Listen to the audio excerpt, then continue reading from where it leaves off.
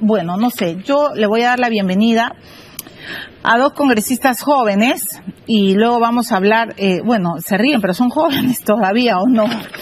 El congresista Eduardo Málaga se ríe porque, bueno, él ya no es tan joven, es verdad, es de mi generación, no tiene nada de joven, congresista no agrupada, pero la señora Rosángela Barbarán sí es joven, congresista de Fuerza Popular. Discúlpeme, es cierto, ya no está como joven. Buenas noches, congresista. Buenas noches, Milagros, gracias por la invitación. Bienvenida, hace mucho tiempo que no la veía. Congresista Málaga, ¿cómo está usted? Buenas noches, Milagros. Bueno, ¿qué piensan de todo lo que estamos viendo? Primero de Vladimir Cerrón, que hace conferencias como Pedro en su casa, ¿no? Él ahora se cree el presidente del Parlamento, creo, y cuando le han preguntado si ya no es el portero del Palacio y si ahora es el portero del Congreso, muy cachoso le ha contestado al periodista: ¿qué quieres, ama de llaves? Voy a empezar con usted para que corrijan el micrófono de la señora Barbarán. Bueno, es un desatino de la bancada, es un desatino de Perú Libre, ya que tener esta posición en la mesa no les da derecho a hacer bravuconadas, a hacer despliegues de poder innecesarios, a provocar de esa manera a quienes les han dado un espacio en ese sitio de representación. Creo que es muy desatinado y está muy mal que ocurra. Vladimir Cerrón ha dicho en el Parlamento, en el Seno... Defendiendo a Castillo, por supuesto. Y ha dicho que Boluarte es una usurpadora y que ustedes se equivocaron de plano al votar. Claro, está rechazando todo lo que como Congreso hemos validado constitucionalmente. O sea, está atentando contra lo que ha hecho el Congreso legalmente. Eso es un problema grave que tiene que corregir ese partido, porque no se puede permitir que además un condenado por corrupción esté dando semejantes declaraciones. Pero también quería comentar el comunicado del INPE que has mencionado. Hay una palabra clave ahí: mandato judicial. Esto llama a que el Ministerio Público y el Poder Judicial aceleren los procesos contra los implicados en el golpe de Estado. Esto está tardando mucho tiempo, ya sabemos cuál es el problema generalmente con el Ministerio Público y el Poder Judicial, pero justamente debido a esos vacíos y a esos retardos o retrasos es que hay personas que todavía pueden visitar sin mayor empacho al expresidente. Creo como que las ahí, hermanas, ¿no?, que son parte de la trama de corrupción. Creo que ahí hay que apurar, hay que poner presión sobre el sistema judicial para que actúe con celeridad, pues, si no esto va a seguir siendo... está saliéndose de control. Tierra de nadie, como siempre, congresista Barbarán, buenas noches. ¿Qué piensa usted de lo que ha hecho hoy día Vladimir Cerrón en el Parlamento? Bueno, Milagros, tenemos que reconocer que cuando hablamos de que el Congreso es la casa de todos, incluye a todos, presentables, lamentablemente impresentables. Exacto.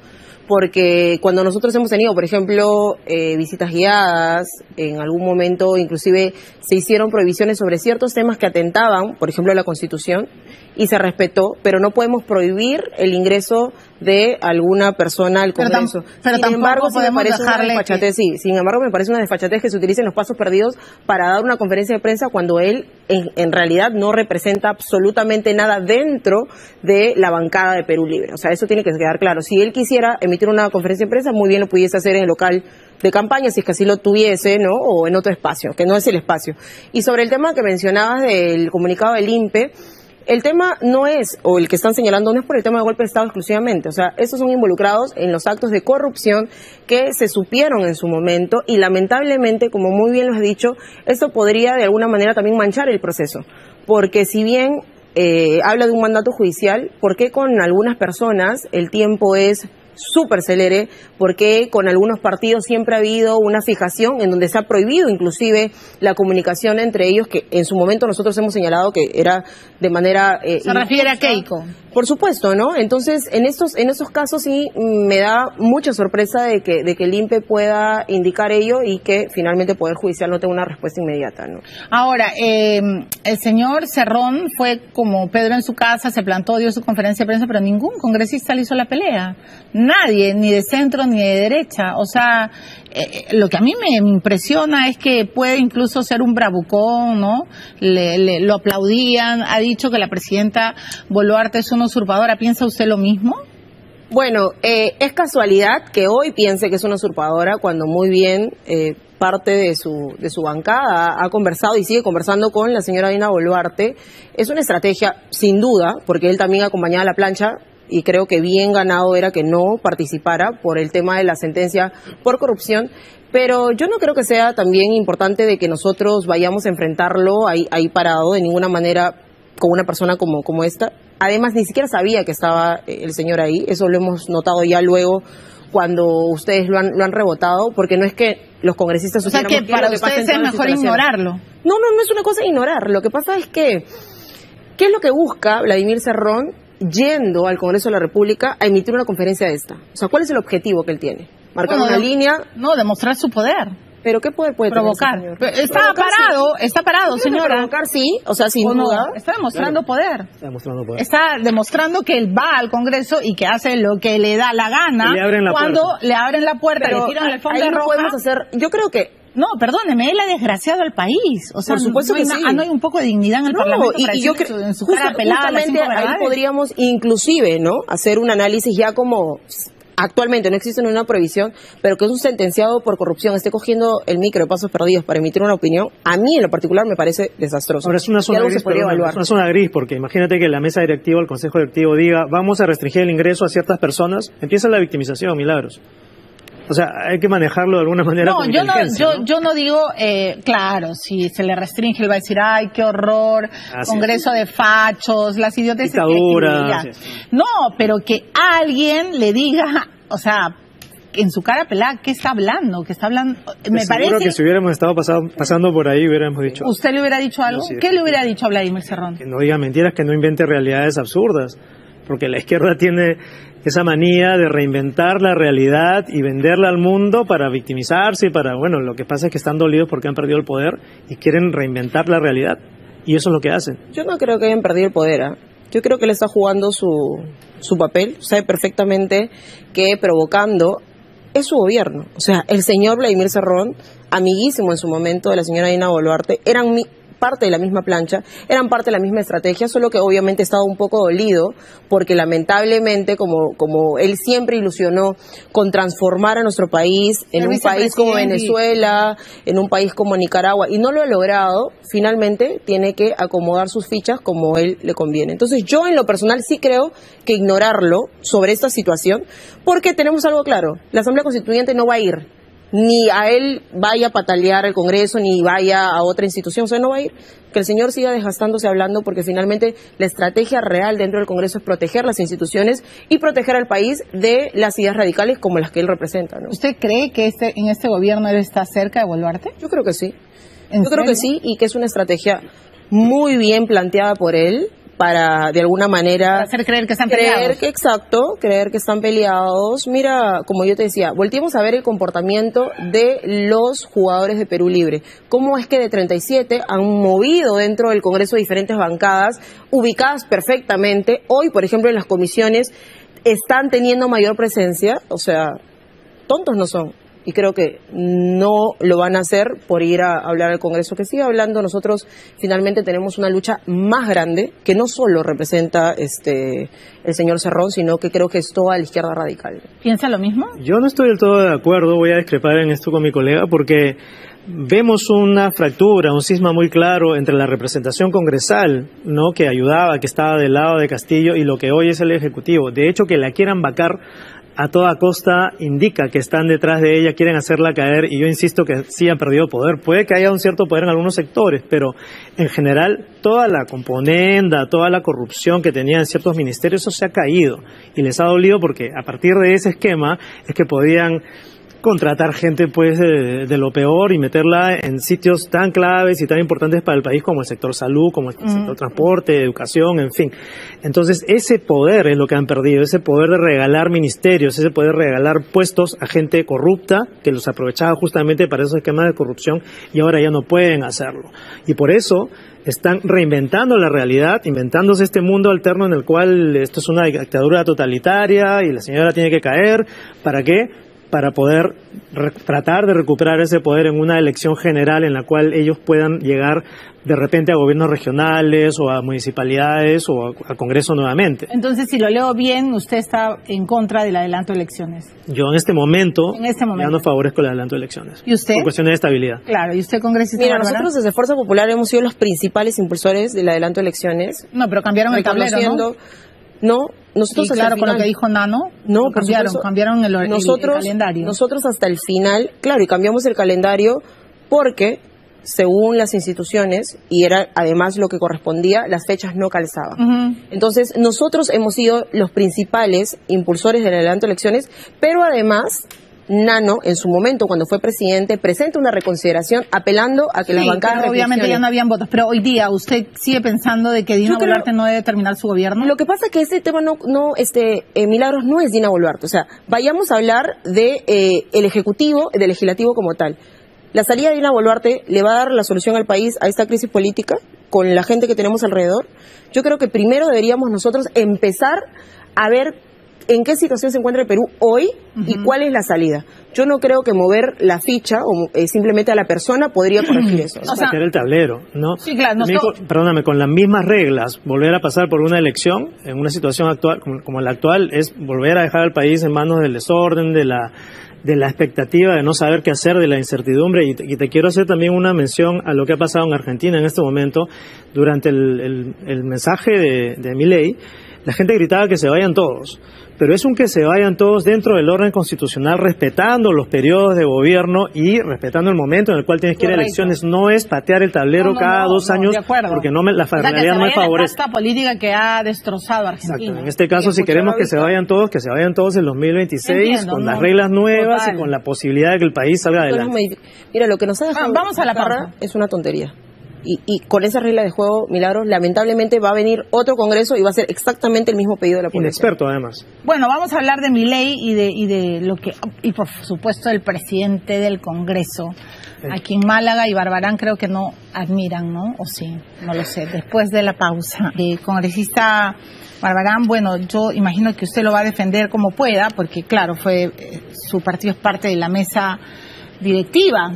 Ya sonríe la congresista, pero Alejandro Soto puede seguir siendo presidente del Parlamento después de haber ocultado información, después de haberle mentido al Jurado Nacional de Elecciones con una reserva de fallo que tenía. Ayer Panorama ha sido clarísimo al informar y por supuesto nosotros hemos sacado todas las deudas pendientes que tenía, todo el juicio pendiente que tenía y resulta que tenía más complicaciones. Esta era una deuda de una condena por difamación, por atribuir la muerte de un joven al comandante de la policía, Nilo Chávez Luna, excomisario del Cusco.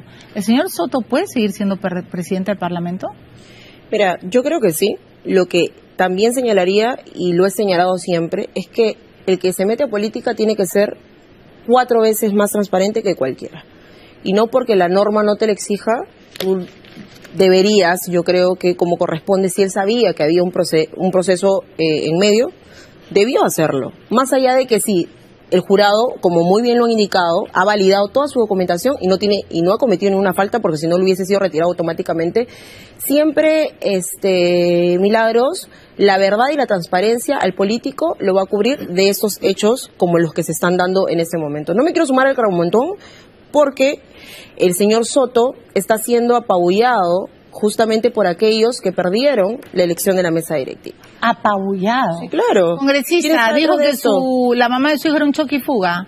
No contó lo de el tema que tenía por indemnización a una empresa en la que él fue asesor legal y hizo todas las tratativas para vender un terreno que él había comprado una cifra y la vendió 5 veces más.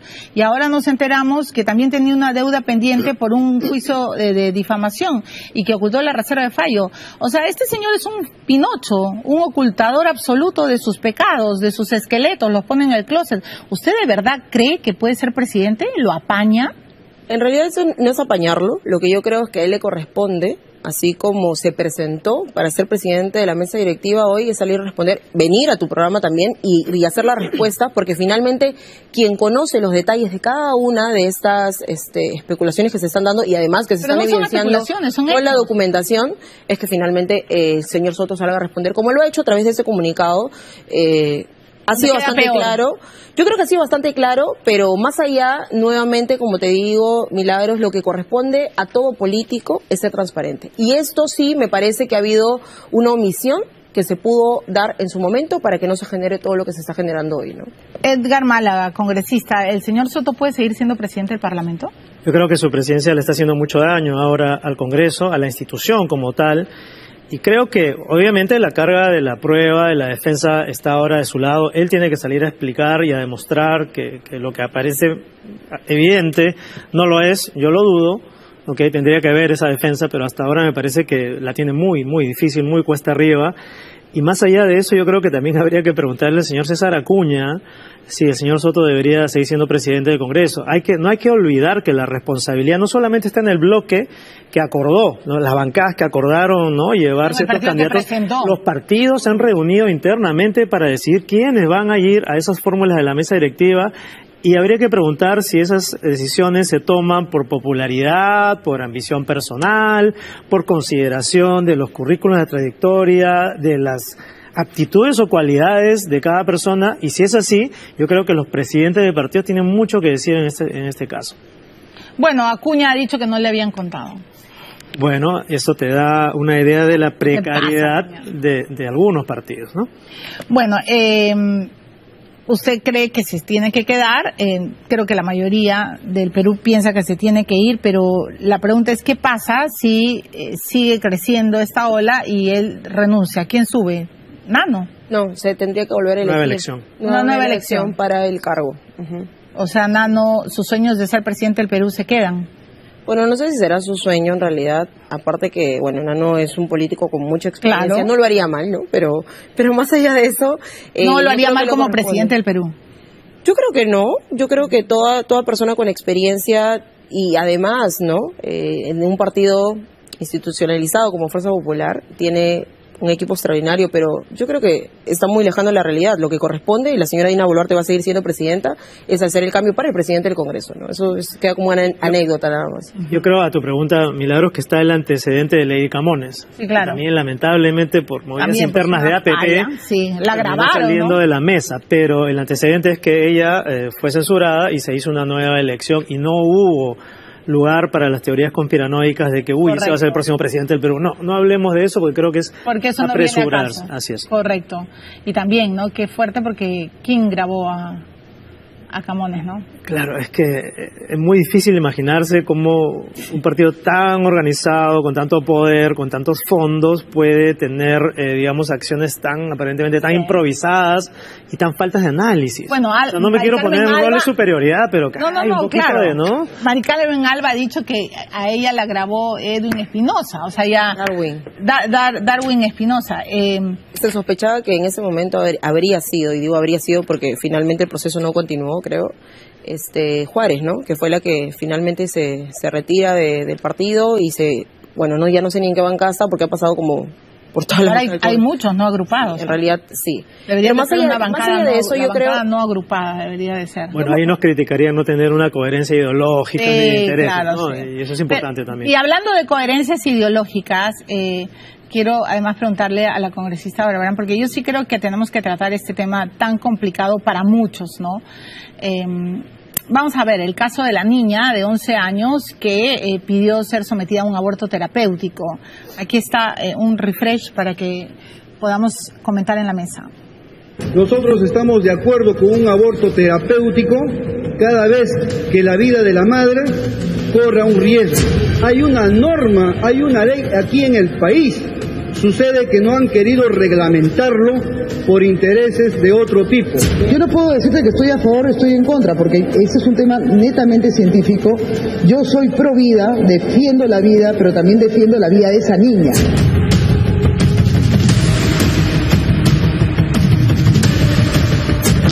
En su sano juicio pretende, digamos, que una niña violada sea madre. Solo en este país pasa que una niña es parte de un debate político donde incluso algunos congresistas quieren empezar a fiscalizar la historia clínica. Y quiero decir, las historias clínicas son confidenciales. ¿Está de acuerdo con esta decisión? ¿Se han cumplido las condiciones para el aborto terapéutico? Creo que no. Si eso involucra que hubiera un peligro de la vida de la niña, sí, obviamente que estaría de acuerdo, pero no lo sé, no he visto ese informe. Bueno, quiero saber la opinión de los congresistas, pero también les quiero comentar que en breve, ya lo tenemos enganchado, ¿verdad? En breve vamos a entrevistar a Axel Kaiser, que es un buen político chileno, amigo de Javier Milei.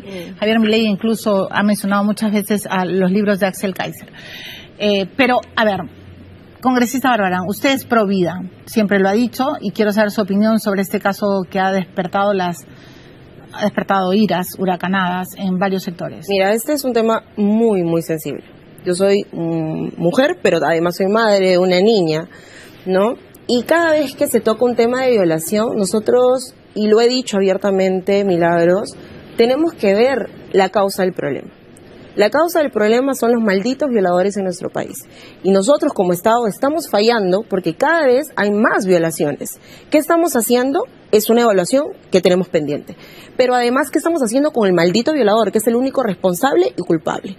Yo creo que las penas en nuestro país no pueden indicar que el maldito violador tiene más derechos que las víctimas a las que él agrede. Entonces, si hablamos de una cadena perpetua, tiene que ser una cadena perpetua efectiva, no que se revise cada cierto tiempo para ver si el tipo puede salir o no preso.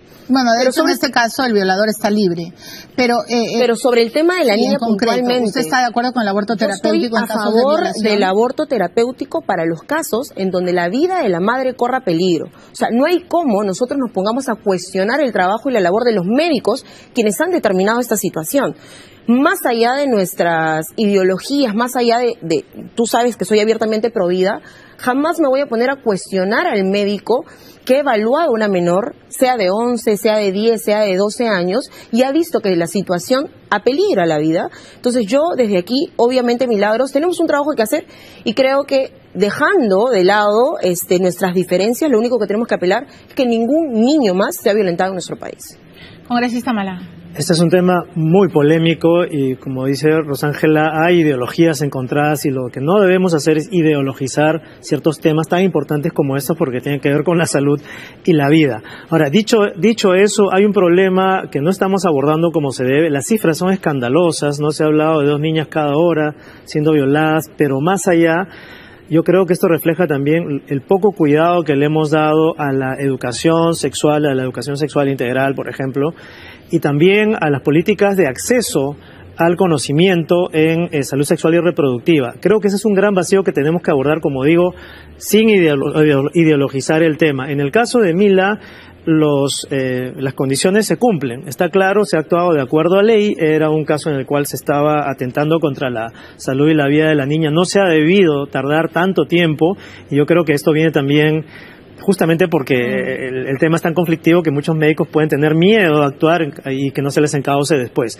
El problema ahora latente es el violador, ¿no? Que nos estamos tardando la vida en determinar si es culpable o no. Cuando una prueba de ADN se hace en horas, Milagros, ya podríamos saber, el aborto se ha hecho ya podríamos saber si esas 2 muestras son compatibles y efectivamente él es el... ¿Y a cuántas niñas más estará este tipo atentando? Además, durante 6 años la violó, ¿no? Y otra cosa, Milagros, nada más. Terrible, es las madres de familia y no tiene el coraje de evitar esas situaciones. Totalmente. Porque lamentablemente se dan en el círculo familiar. Y muchas veces son amenazadas, clarísimo. Con una situación de abuso, ¿no? Por supuesto, abuso absoluto que también es una condena de muerte, ¿no? Le agradezco mucho, congresista Rosángela Barbarán, bienvenida siempre, y también usted, congresista Eduardo Mala. Gracias.